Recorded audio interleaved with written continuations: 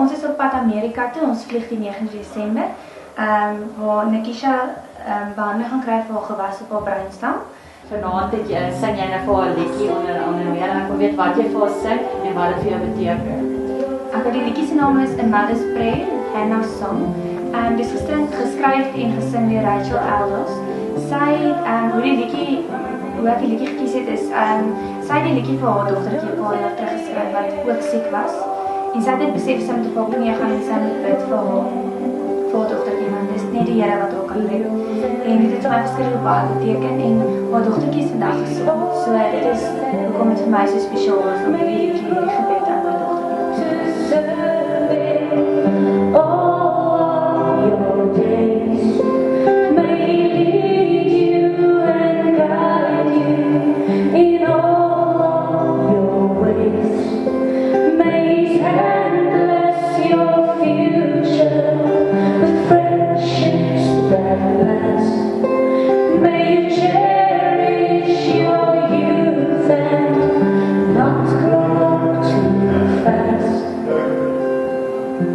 May God grant you peace in the midst of a storm. May God give you strength even when you're forlorn. May you answer the door when Jesus comes knocking. May wisdom guide you when your mouth is talking. May favor and peace be yours to find. May rejection and pain never reach you.